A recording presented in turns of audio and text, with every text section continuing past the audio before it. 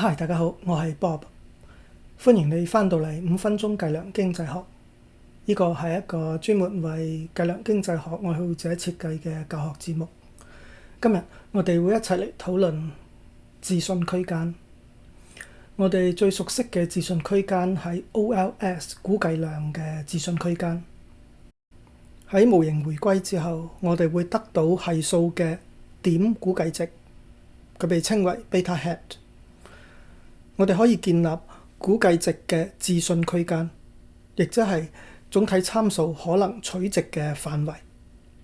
我哋把佢稱為區間估計量或者估計量區間。佢嘅上下限可以透過點估算值、自信水平嘅臨界值以及估算值嘅標準誤嚟計算。例如喺大樣本當中 beta hat 嘅95%嘅自信區間係從 beta hat 減去 1.96 乘以 beta hat 嘅標準誤到 beta hat 加上 1.96 乘以標準誤。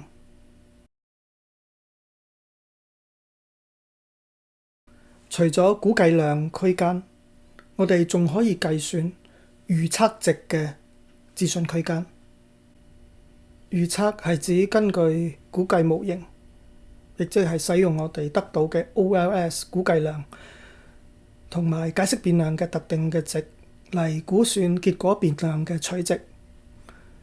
預測可分為兩種類型：平均預測同個體預測。平均預測係指喺解釋變量取特定值嘅情況下，結果變量嘅平均期望值。佢係對典型嘅或者平均嘅個體嘅預測。預測值嘅方差嚟自於係數估計值，唔包含誤差項嘅方差，因為誤差項嘅方差已經被平滑處理。相比較之下，個體預測關注嘅係對單一個體嘅特定結果。佢同平均預測值相同，但係標準誤會更大，用嚟解釋 OLS 估計值同誤差項嘅不確定性。誤差項係包含咗影響結果嘅未觀測嘅因素。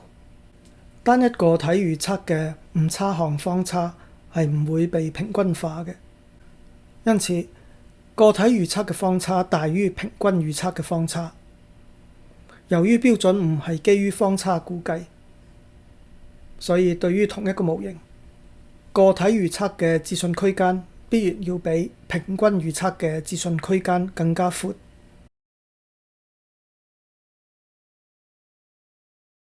有兩種方法可以揾到平均預測區間。我哋使用一元回歸模型嚟展示呢一點。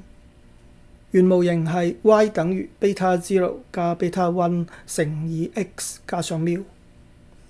假設我哋想要揾出當 x1 等於 c1 嘅時候嘅平均預測值 zeta 0以及佢嘅標準誤，並且構建預測區間。第一種方法係構建一個新嘅變量 x1 減 c1。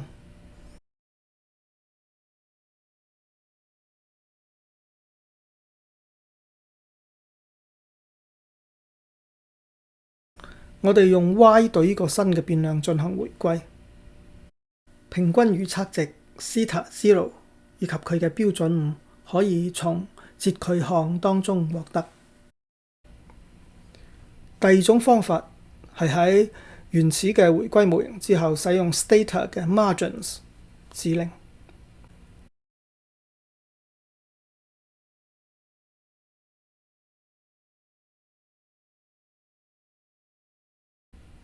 例如以下呢個模型將房價同地塊面積、房屋面積以及臥室嘅數量聯繫起嚟。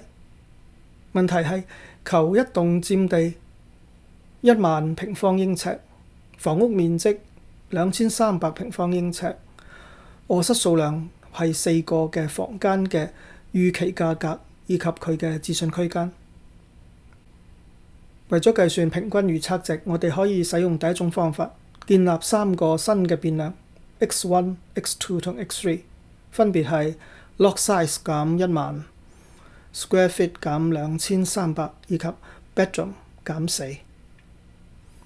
然後我哋把房屋價格對於3個新嘅變量進行回歸，截佢估計值，就係我哋嘅平均預測價格，約為337000美元。預測值嘅標準誤係 7.37， 平均預測值嘅95%自信區間係從322000美元到351,000美元。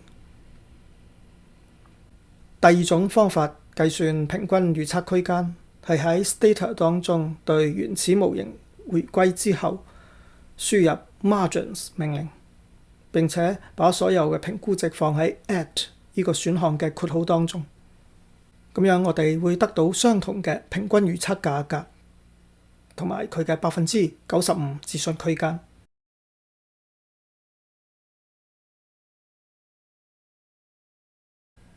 對於單一個體嘅預測區間，我哋需要使用呢個公式嚟計算佢嘅標準誤。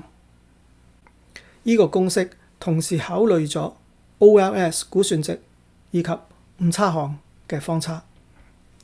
第一部分係平均預測值嘅方差，而第二部分係誤差項嘅方差。喺我哋嘅例子當中，如果一位擁有上邊嘅特徵嘅房屋業主要出售佢嘅房屋，咁樣售價嘅預測區間係幾多呢？對於單一個體，我哋應用個體預測區間。從原始回歸結果嘅視窗當中，我哋可以揾到誤差方差嘅估算值 sigma square head 係3580。我哋喺前面已經獲得咗平均預測嘅標準誤 7.37， 所以我哋可以使用公式計算單一個體預測嘅標準誤，約等於60，遠大於平均預測嘅標準誤。單一個體預測嘅標準誤主要係來源於誤差嘅方差 sigma square head， 然後我哋可以構建95%嘅自信區間，佢嘅範圍係從219000美元到455,000美元。同平均預測區間相比，個體預測區間嘅範圍要闊好多。今日我哋一齊討論咗預測區間，我哋要區分平均預測區間同個體預測區間。平均預測係對典型或者平均人群嘅預測期望值，而個體預測係對特定單一個體嘅預測值。呢兩者嘅標準誤係唔一樣嘅，所以佢哋嘅自信區間亦都唔一樣。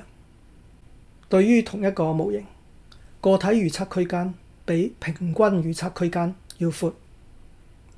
多謝你收睇呢一期嘅5分鐘計量經濟學，我哋下期再見。